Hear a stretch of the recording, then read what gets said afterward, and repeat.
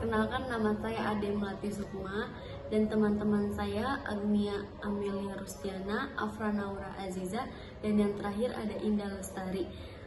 Kami mahasiswa Universitas Bina Sarana Informatika, Fakultas Ekonomi dan Bisnis, Prodi Akuntansi.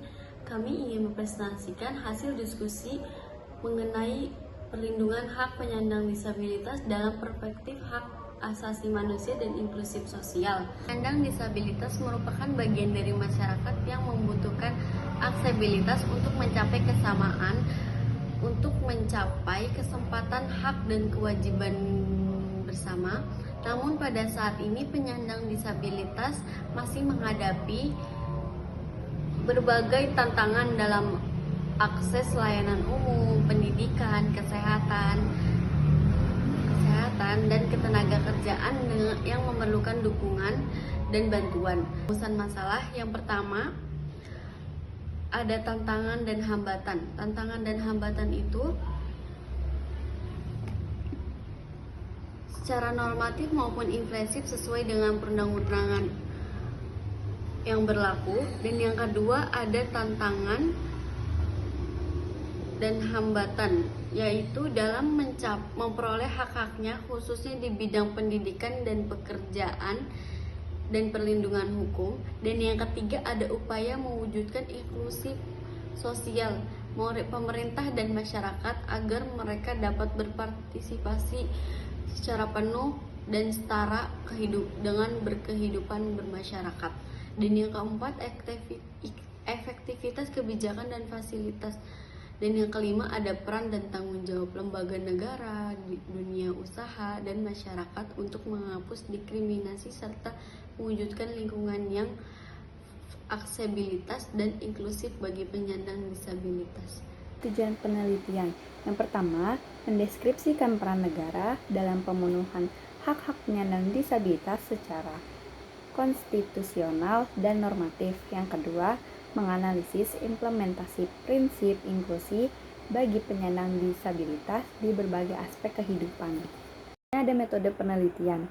Penelitian ini menggunakan metode kualitatif deskriptif dengan kajian literatur untuk menganalisis perlindungan HAM penyandang disabilitas mental dalam pendidikan, pekerjaan, dan perlindungan hukum berdasarkan UU Nomor 8 Tahun 2016. Data diperoleh dari jurnal, buku, regulasi, dan dokumen resmi. Kemudian dianalisis secara sistematis menggunakan teknik konten analisis. Validitas data dijaga melalui triangulasi sumber dari referensi terpercaya. Hasil dan pembahasan. Yang pertama, jaminan hak penyandang disabilitas dalam pendidikan. Hak pendidikan bagi penyandang disabilitas diatur dalam Undang-Undang Nomor 8 Tahun 2016 tentang penyandang disabilitas.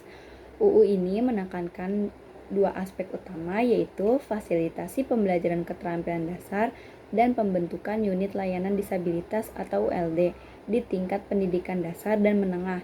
Sayangnya, diskriminasi terhadap anak disabilitas dalam memperoleh pendidikan masih kerap terjadi akibat ketidaksamaan kondisi fisik dan psikis mereka. Oleh karena itu, pemerintah memiliki kewajiban untuk menjamin lingkungan belajar yang aman, nyaman, serta bebas diskriminasi.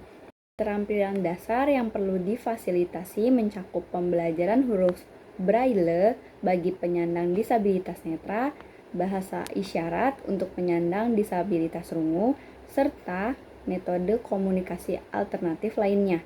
ULD sendiri bertugas membantu meningkatkan kemandirian, kemampuan, serta akses layanan pendidikan bagi semua jenis disabilitas. UU ini juga mengatur sanksi administratif bagi institusi pendidikan tinggi yang tidak menyediakan ULD, mulai dari teguran hingga pencabutan izin. Sekolah pemerintah menyediakan berbagai fasilitas khusus seperti guru yang fasih bahasa isyarat untuk siswa tunarungu, buku braille dan audio untuk siswa tunanetra, pembelajaran berbasis kegiatan sehari-hari untuk siswa dengan disabilitas intelektual, dan fasilitas fisik seperti kursi roda, lift, bidang miring, serta toilet khusus bagi disabilitas fisik. Sementara itu, bagi penyandang disabilitas mental, diperlukan fleksibilitas dalam waktu belajar, tugas, dan ujian, serta pendampingan seperti penggunaan to-do list untuk membantu mereka mengikuti jadwal dengan baik tanpa tekanan. Ada pembahasan yang kedua mengenai jaminan hak penyandang disabilitas dalam mendapatkan pekerjaan. Seperti yang kalian tahu, penyandang disabilitas masih menghadapi berbagai hambatan dalam mendapatkan pekerjaan, baik karena mereka mengalami keterbatasan fisik ataupun mental, maupun juga mereka mendapatkan diskriminasi dari lingkungan sekitarnya. Banyak dari mereka merasa terkucilkan dan mereka merasa kesulitan saat melamar pekerjaan karena dianggap tidak mampu melakukan pekerjaan seperti manusia pada umumnya. Meskipun demikian, beberapa perusahaan telah membuka peluang kerja bagi penyandang disabilitas dengan memenuhi standar aksesibilitas sesuai dengan Undang-Undang Nomor 28 Tahun 2014, di mana perusahaan ini menyediakan fasilitas pendukung seperti alat bantu, jalur pemandu untuk tunanetra, penerjemah bahasa isyarat, penyesuaian tempat kerja dan alat kerja, serta toilet khusus untuk disabilitas dan juga alat pelindung diri untuk disabilitas. Jika perusahaan tidak menyediakan fasilitas yang layak, mereka dapat dikenai sanksi atau administratif mulai dari pembekuan izin usaha hingga pencabutan izin operasional. Hal ini merupakan langkah untuk memastikan penyandang disabilitas dalam dunia kerja tetap terlindungi dan tetap dihormati. Pembahasan yang ketiga, ada jaminan hak penyandang disabilitas dalam perlindungan hukum. Penyandang disabilitas Indonesia memiliki kedudukan, hak serta kewajiban yang setara dengan warga negara lainnya, di mana hal itu dijamin dalam Undang-Undang 1945, khususnya pada pasal 28H ayat 2, yang menyatakan bahwa setiap orang berhak memperoleh kemudahan dan perlakuan khusus untuk mencapai kesepakatan yang sama. Serta dalam pasal 28I ayat 1, di mana pasal ini menjelaskan mengenai penjaminan hak asasi manusia, termasuk hak untuk tidak disiksa dan hak untuk beragama. Perlindungan lebih lanjut diatur dalam Undang-Undang Nomor 8 Tahun 2016 tentang penyandang disabilitas. Undang-undang ini menetapkan bahwa penyandang disabilitas adalah setiap orang yang memiliki keterbatasan fisik, intelektual, mental, dan atau sensorik dalam jangka waktu lama yang menghambat partisipasi penuh dan setara dalam masyarakat, di mana pasal 9 undang-undang tersebut menjamin hak atas keadilan dan perlindungan hukum termasuk aksesibilitas, akomodasi yang layak, bantuan hukum, pendampingan, dan perlakuan yang sama di hadapan hukum. Selain itu, ada pula pasal 7 yang menegaskan bahwa penyandang disabilitas berhak bebas dari stigma, pelecehan, penghinaan, dan pelabelan negatif atas kondisi yang dimilikinya. Selanjutnya, di sini ada contoh implementasi hak, di mana yang pertama yaitu aksesibilitas di pengadilan.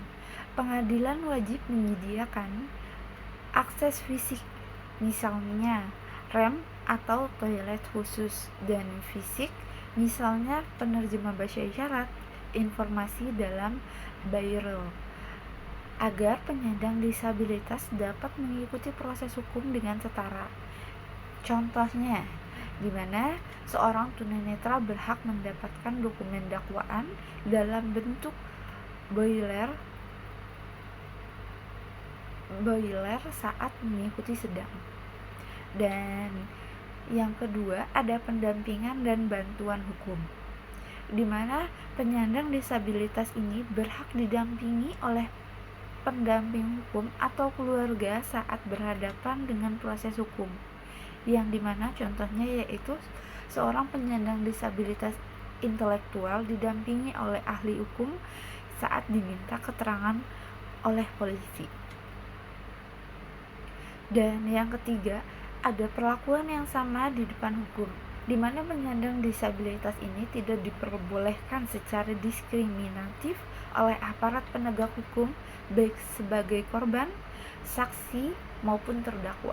Di mana contohnya yaitu seorang penyandang disabilitas fisik yang menjadi saksi tidak boleh ditolak kesaksiannya hanya karena keterbatasan fisiknya.